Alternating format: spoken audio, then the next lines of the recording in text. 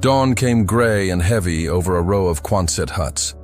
The men stood on a slick parade ground, boots dark with rain, rifles stacked, waiting for an order they knew was coming.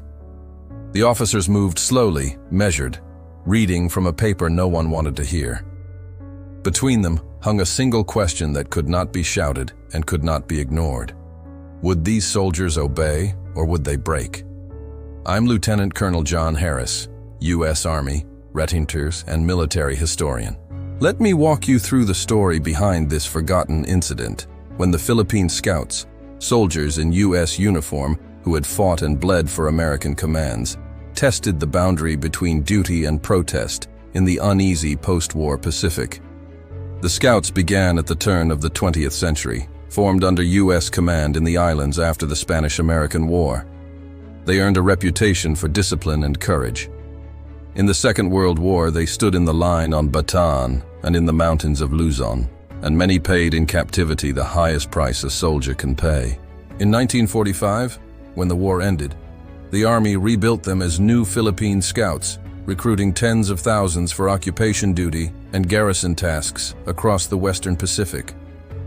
They wore U.S. insignia, they drilled to U.S. standards, and they lived in a new political landscape. On July 4, 1946, the Philippines gained independence. The legal ground shifted overnight.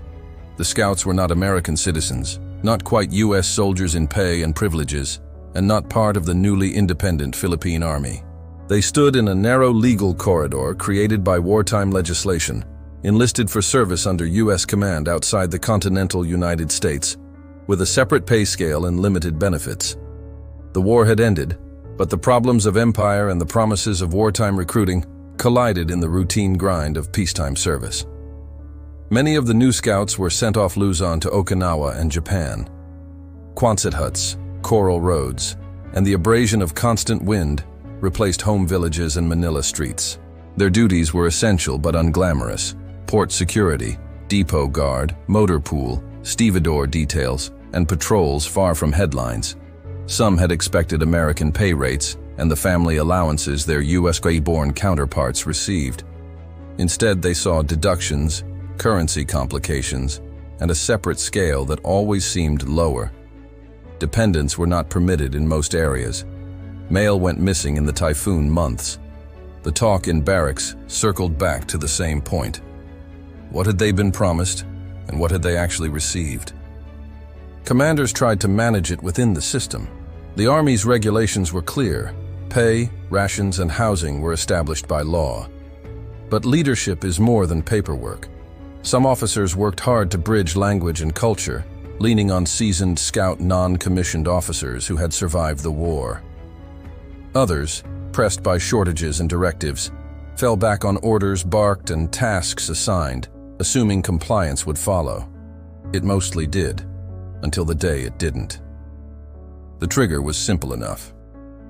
An announcement circulated that certain Scout units would have their terms extended past what many believed were one-year commitments, and that redeployment to harder duty stations was coming.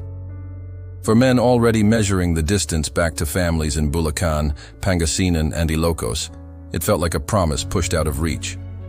Pay that lagged behind U.S. regulars made the news worse.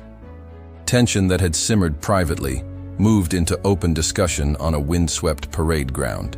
At a coastal installation in the Ryukyus, a company of Scouts refused to fall in for an embarkation detail. They were not violent, they were not armed, but they were very deliberate. Senior non-commissioned officers argued their case. The enlistment conditions, the inequalities, the months beyond the fence line on an island they had never asked to see. Junior officers, many of them fresh, some barely older than the men they commanded, called their battalion headquarters. The response came back fast. Under the Articles of War, the predecessor to the Uniform Code of Military Justice, refusal to obey lawful orders could be charged as mutiny.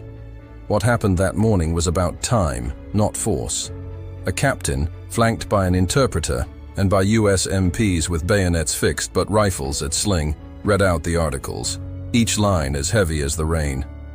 The senior Scout sergeants kept their men steady, telling them to stand quiet, to let the officers speak.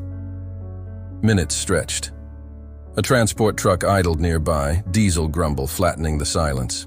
It was a small standoff in a far corner of a sprawling command, but everyone present understood what could happen if discipline cracked. The decision came in a series of small concessions. The officers promised the issue would go up the chain, that the men would be heard, and that there would be no immediate attempt to force them aboard. The company agreed to return to quarters and await orders. Headquarters did not treat it as a misunderstanding. Within days, selected men were arrested. A general court-martial convened under the Ryukyus command, and several were charged, not all with mutiny, but with related offenses under the Articles of War. Defense counsel argued confusion over enlistment terms and systemic inequities. The prosecution argued the necessity of discipline in a theater still under military administration. Outside the courtroom, the matter barely registered. The American public was consumed by the Berlin airlift and the collapse of order in China. In Manila, diplomats weighed how hard to push, knowing that U.S. bases on Luzon were still central to the new republic's security and economy. The verdicts came down in shades, some acquittals, some reductions in charge, some convictions that carried confinement and bad conduct discharges. Senior commands avoided the most severe penalties. They needed the scouts, skillful, disciplined, familiar with language and terrain. But the message was unmistakable.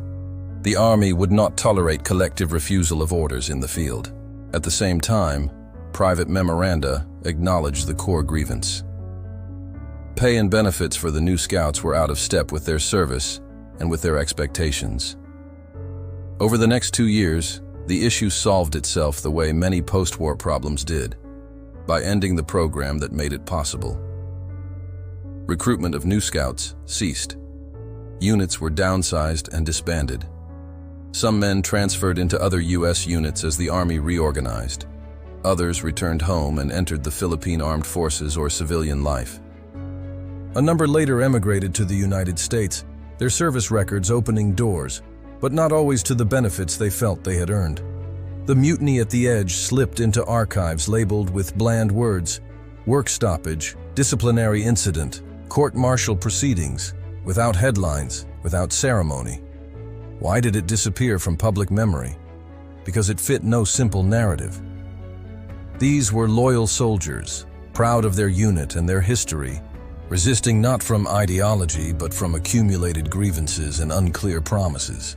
It was easier to remember their valor in wartime than their frustration in peacetime. For the Army, it was a management problem, one among many in a vast demobilization. For the men who stood in the rain, it was a line they crossed and then stepped back from, paying a price few would acknowledge.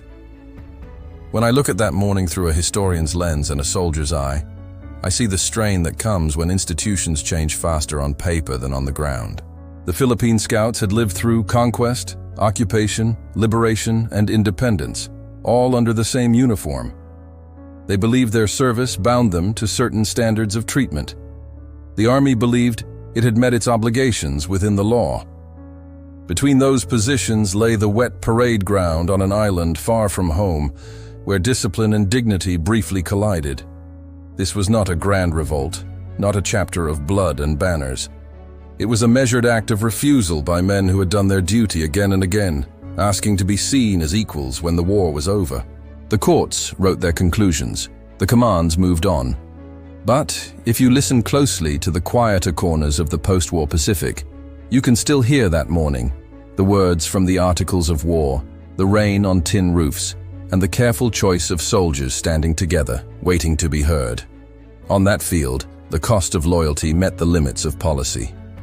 This is Lieutenant Colonel Harris. Final report transmitted. Until the next mission, over and out.